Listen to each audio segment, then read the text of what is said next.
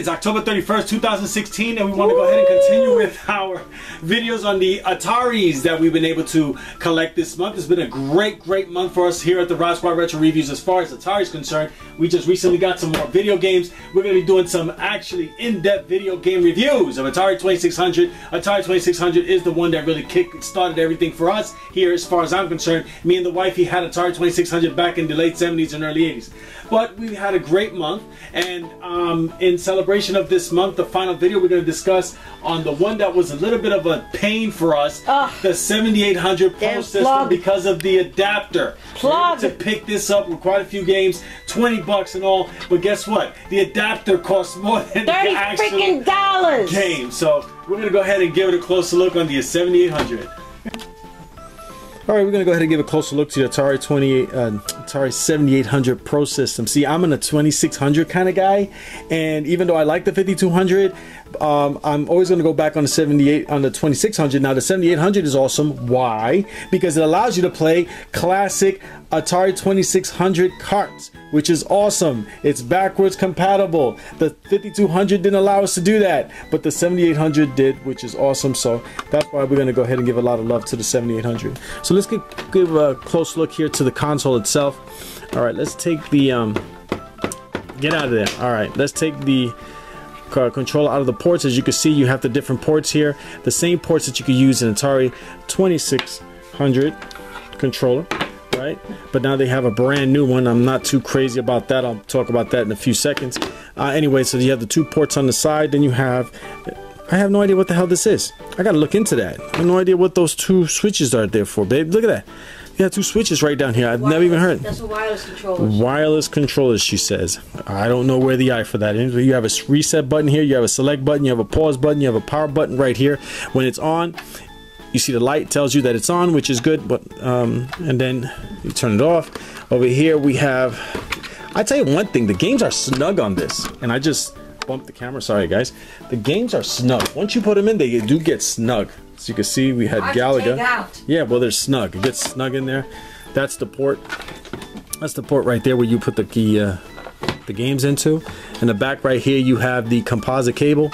And then back here, you have that infamous plug, which I don't want to disconnect because it's hard to put on. And not only that, but it's just so sensitive that I'm afraid that if I do that, it'll damage it, and then I'm back to square one again. But that's just a quick little description of the system.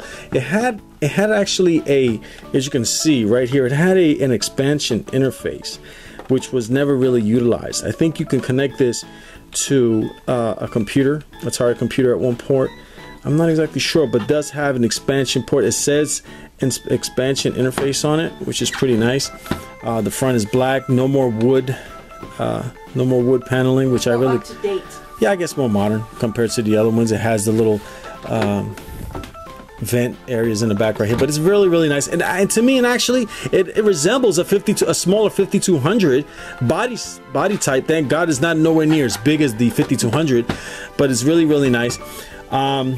Going back to the controllers real quick, I'm not crazy about these controllers. I don't know why they made these controllers. These two buttons to me make it very uncomfortable to play. You have to hold. Yeah, two different buttons to it. It's just very uncomfortable. My opinion, of course, if anybody out there feels different, by all means leave a comment, but I'm not crazy about this controller. I don't know why they even changed it. I think they would have just kept this type of controller right here with a couple, maybe another button here or so, would have been a lot more comfortable. But anyway, that's enough of description of the system. Let's go ahead and give some gameplay. Okay, we're going to go ahead and do some gameplay real quick. JD is our tester, and JD is going to go ahead and try the game. Jay, what game is this you're going to try? Galaga. Galaga on the 7800. Let's give it a closer look while doing it on the Samsung.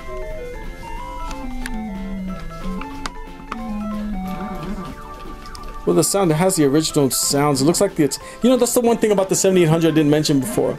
The 7800 had better graphics as far as the games, and a lot of the games were regular arcade ports that were just ported and refined for the system.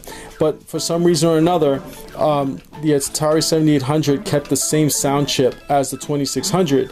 So the same sound you heard from the 2600 is the same sound you got from the 7800. I think if they would have just made that a little bit better. Would have been better, of course. How do you feel about the controller, Jay? This controller sucks. What is not responsive? It's delayed. It's delayed. Okay. Also, the 7800 was actually supposed to have been released back in 1984 by Atari, but at that time we know where we had the the video game crash of 1983, which kind of delayed everything, so that the 7800 actually sat in warehouses for a couple of years until it was able to be released back in '86 after Nintendo took over the video game market. Jay, so I guess that's not working for you, huh?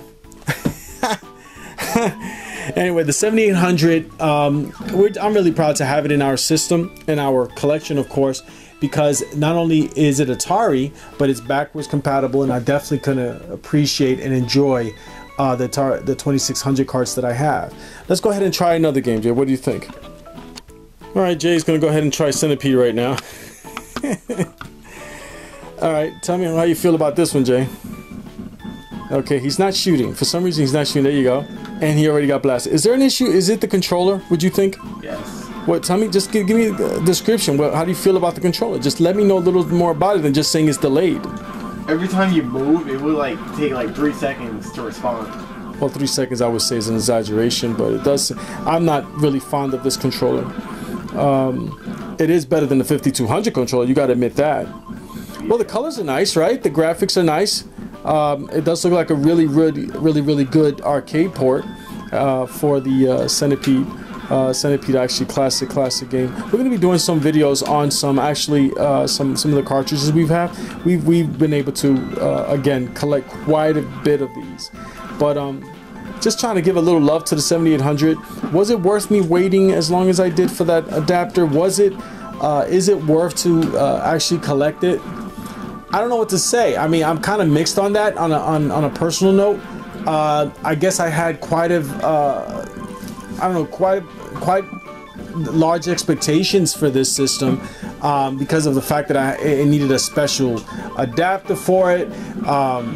You know, and the fact that I'm just playing pretty much the same games that I could have played on the 2600 or the 52. And back then in 1986, when the Nintendo came around, I can see why this system definitely was left behind. Now, there are some rare games for it that I've seen. I want to see if I can pick them up. They actually have a Double Dragon for this, Jay. I've seen some videos of it, but again, you can't give your best note on this or feelings of it, of course, unless you've actually played it. But let's go ahead and try another game, Jay. Nice. All right, we're gonna go ahead and continue with the games. Now we're gonna try Xevious on the 7800. Again, mixed feelings on this. I'm not sure why Jay is just waiting to start the game so he can get a feeling of it. But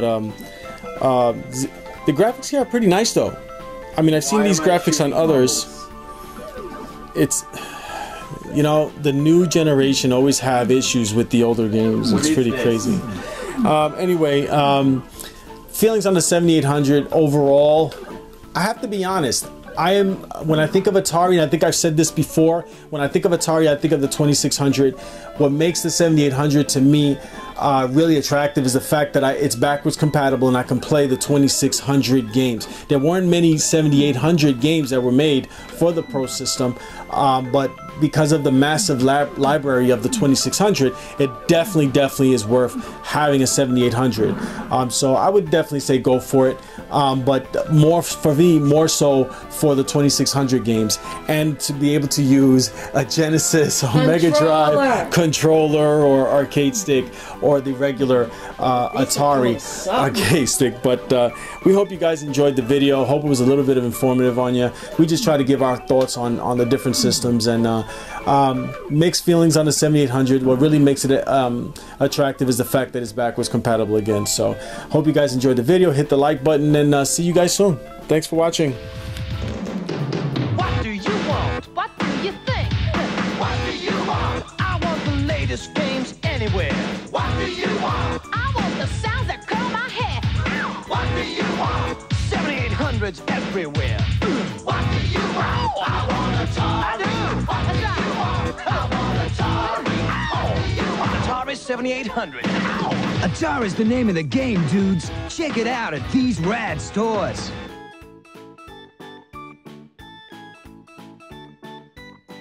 Steffi. Steffi says, trick or treat. Happy Halloween. Happy Halloween.